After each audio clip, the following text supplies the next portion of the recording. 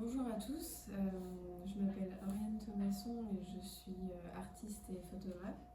Et aujourd'hui, j'ai le plaisir de vous parler de mon livre Atlantis, qui a été publié par l'éditeur The Risqué Connection et qui est la suite de mon premier livre paru avec ce même éditeur qui s'appelle Paradis et qui était une série photographique sur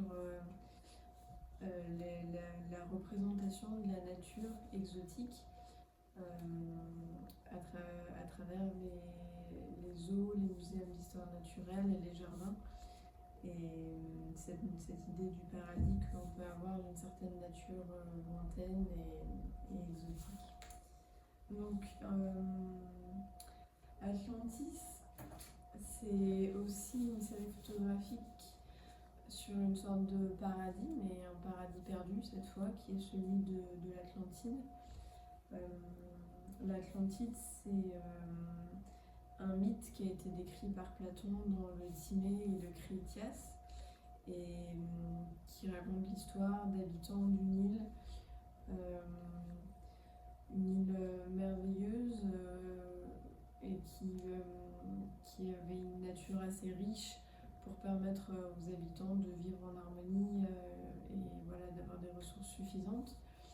Mais les habitants de cette île, donc les Atlantes, qui étaient les descendants de Poséidon, ont été punis par Zeus parce qu'ils ont voulu conquérir de nouvelles richesses et de nouvelles ressources. Et donc ils ont été punis par la submersion de leur île qui a été engloutie presque instantanément sous les flots et sous l'océan. Donc Atlantis, c'est une série photographique qui formule une narration qui est une réappropriation assez libre de ce mythe, bien sûr, qui est constituée de différentes catégories d'images. En fait, j'ai commencé à photographier les premières images quand je me suis rendue dans des paysages qui étaient en fait en partie où des éléments du naturel étaient en partie ensevelis sous le sable. Par exemple des arbres, des fougères, c'était dans le sud de la France. Et en fait, il y a beaucoup de choses qui sont enfouies sous le sable, parce qu'il y a des dunes, il y a du vent, et j'ai été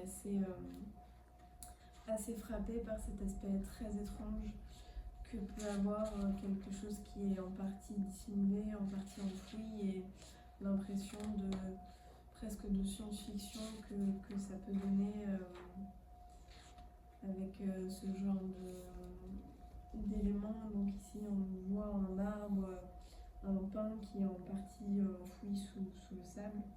On regarde là d'un paysage sous-marin. Et ça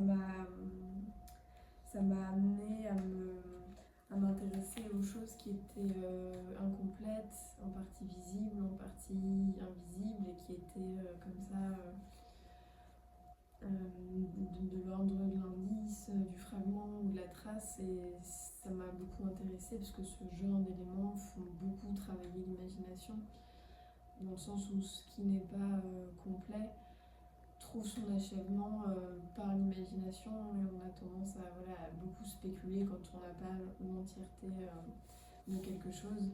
Et c'est cet aspect où on navigue entre les choses qu'on sait et les choses qu'on imagine qui m'a beaucoup intéressée pour continuer cette série, et qui m'a entraînée ensuite vers les collections archéologiques, l'archéologie, les fouilles et aussi les ruines. Donc avec pareil cette idée comme ça d'un objet archéologique qu'on peut découvrir par exemple dans un musée, on ne sait pas à qui il a appartenu, à quoi forcément on peut avoir une idée de ce à quoi il servait, mais voilà, il peut être abîmé, et il y a toute cette projection, on imagine la société à laquelle il a appartenu, et on pense à cette civilisation qui a produit ces objets qui arrivent jusqu'à nous et qui sont des incomplets. Et voilà, tout cet imaginaire en fait des civilisations perdues que je retrouvais dans le mythe de l'Atlantide, et qui pour moi était à la croisée aussi avec toute la mythologie grecque, l'Antiquité et la littérature antique que j'ai lu par exemple pour ce livre, l'Odyssée d'Homère ou les Argonautes, l'Apollonius de Rhodes, Ovide, les Métamorphoses et tout cet imaginaire en fait, où il y a aussi une nature méditerranéenne qui est beaucoup décrite, qui est très belle, qui est voilà, aussi très visuelle et très fantasmée et très imaginaire. On rappelait cette idée d'un paradis comme un territoire avec une nature merveilleuse. Et voilà, ce paysage en fait de l'Atlantide avant qu'il soit englouti. Donc ça va être dans le livre, ça va être des images comme ça assez solaires sur un papier chaud qui vont évoquer ce paysage grec. Et elles vont évidemment côtoyer des images comme ça qui seront sous-marines, qui évoquent plutôt l'engloutissement et la vie sous-marine, quelque chose d'assez inquiétant et d'assez étrange, qui est en fait tout ce qui se passe sous l'eau et qui me semble très mystérieux, très particulier comme ça ici.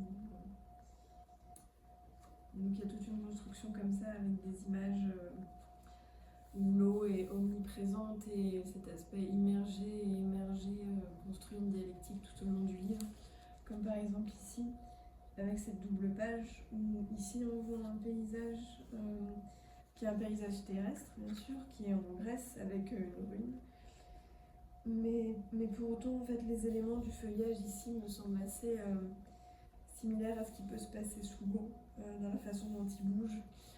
Ça rappelle un peu comme ça le mouvement des algues sous l'eau.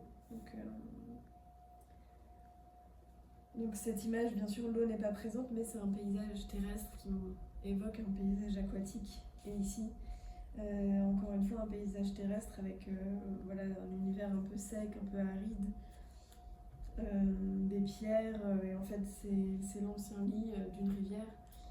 Et donc l'eau était présente et a façonné le paysage, mais elle n'est plus là. Et voilà, on a comme ça quelque chose sur la présence et l'absence de l'eau, comme un jeu de traces aussi, comme ça.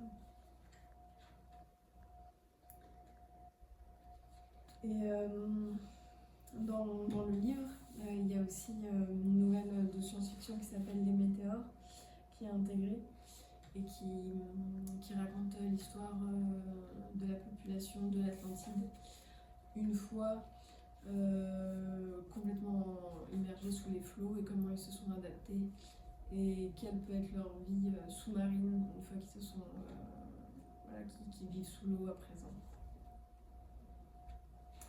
Donc voilà, dans ce livre il y a plusieurs types de papier, plusieurs types de formats.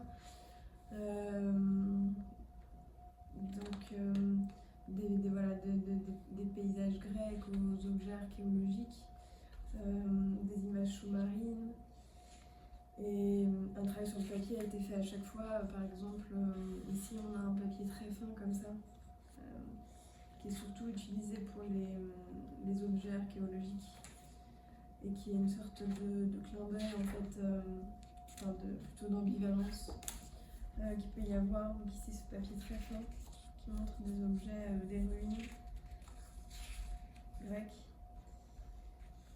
Et ce jeu sur un papier très fin, très sensible, qui reprend plutôt des éléments qui vont être de l'ordre de la pierre et du marbre, et qui sont beaucoup plus solides et qu'on pense durer. Mais pour souligner voilà, ce côté éphémère et ce devenir vestige et le devenir objet archéologique de tout en fait, ce côté très éphémère.